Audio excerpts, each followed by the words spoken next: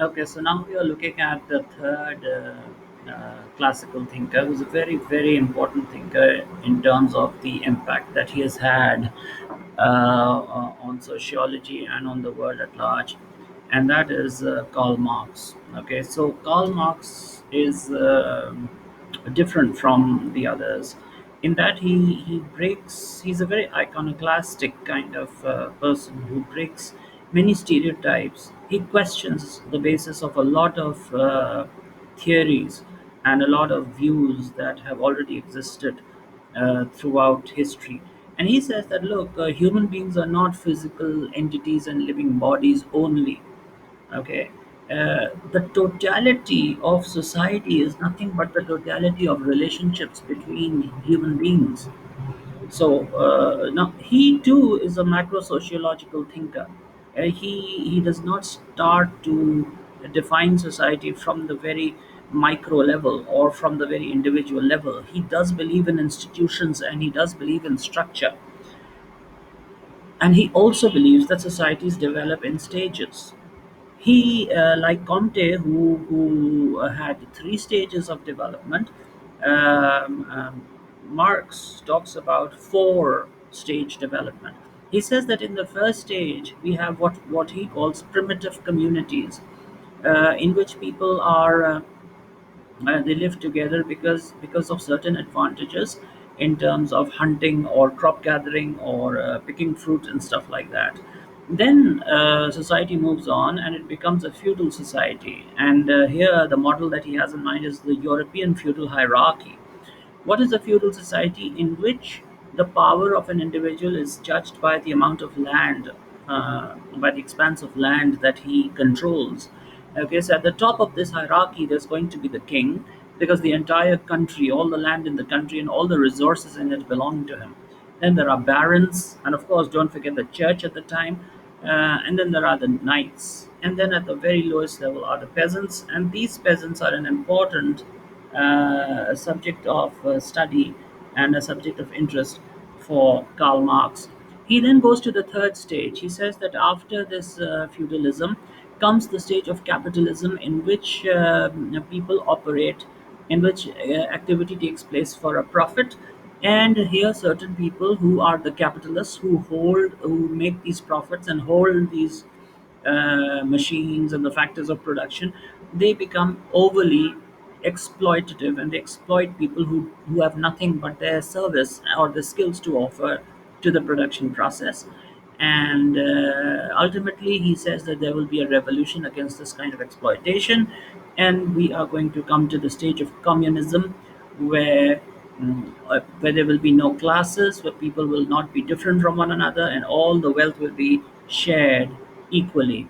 So you may have guessed that for Karl Marx, the only relationship that is very important, that is cardinally important, is the economic relationship that exists in society. Your relationship with these factors of production, land, labor, and capital and enterprise.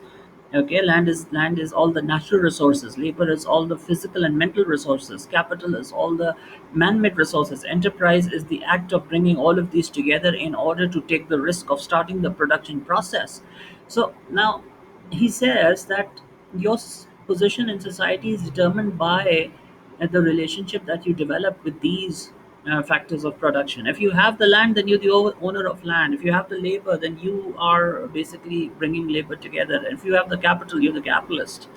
So, in this society, then, or in any society, then, there are two parts. One is the part which is at the base, which is not very visible, but that is what makes the economy or what makes the country what it is.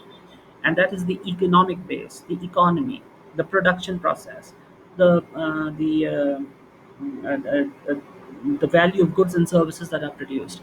This economy then supports the other institutions which make up the superstructure, which includes everything from religious institutions to the government to the family.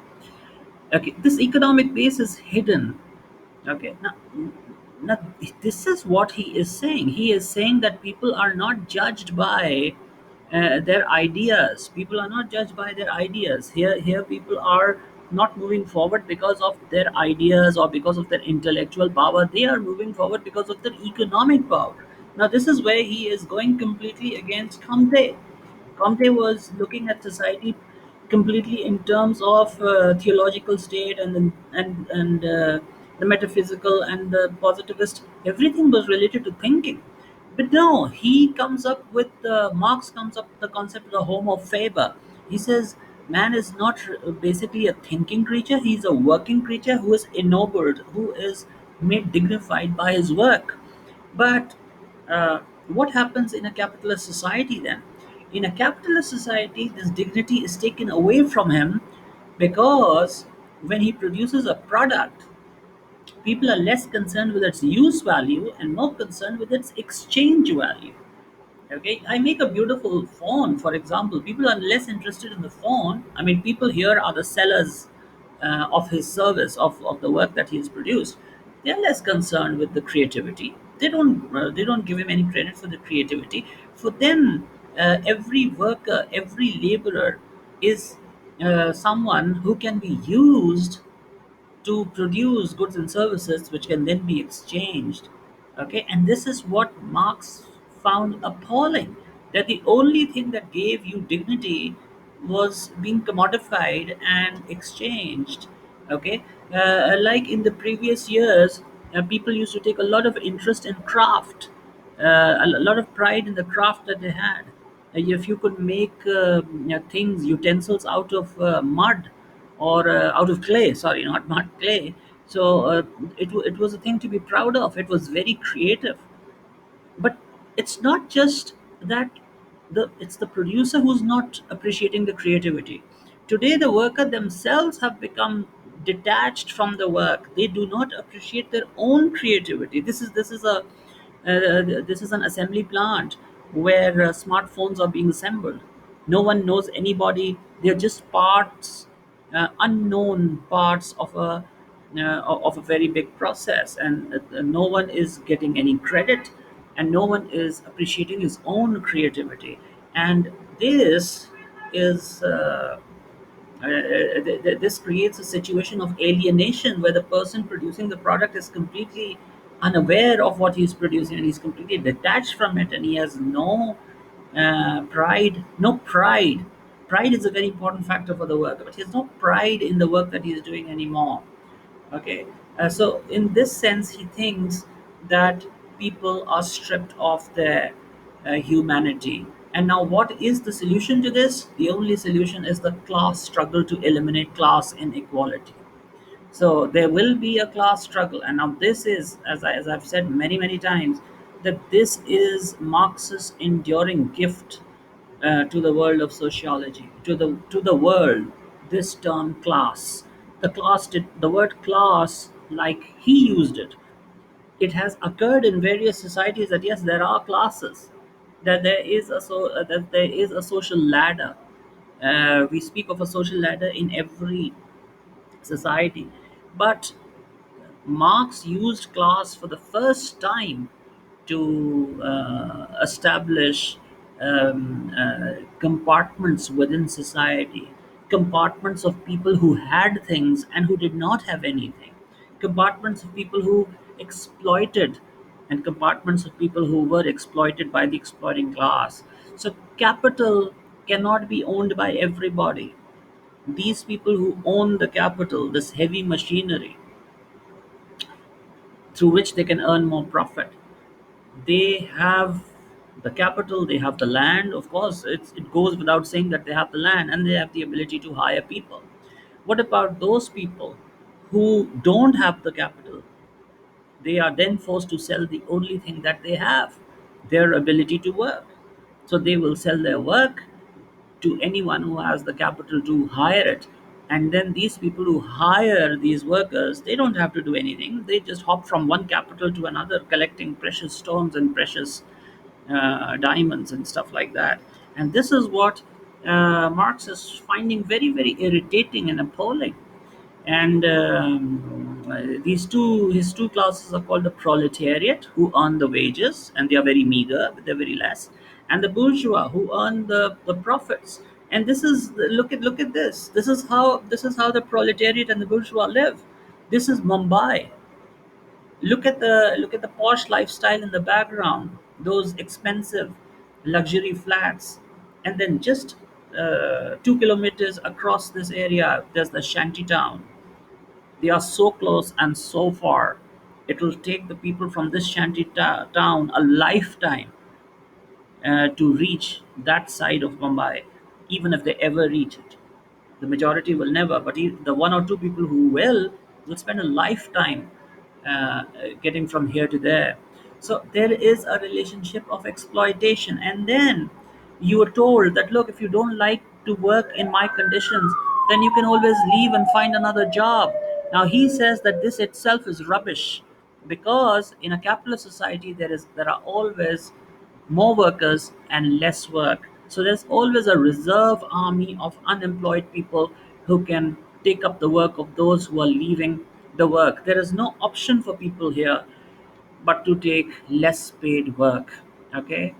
Marx predicted the coming of revolution. The revolution did come indeed in 1917 in Russia, and it was led by Vladimir Lenin. But when Lenin came, he requisitioned. It was an early phase of collectivization, and he requisitioned grain from the countryside.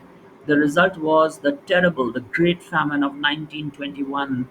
And there is one thing which he spoke about, which was violence, and he said violence was something very inherent, very natural in the human world. So Marx's followers, most importantly Lenin, they did nothing to stop the violence. In fact, they perpetrated violence against their own people. And of course, Lenin then was followed by an even more ruthless dictator named Stalin. And Stalin, the man of steel, he stole whatever was left with the people in the name of collectivization.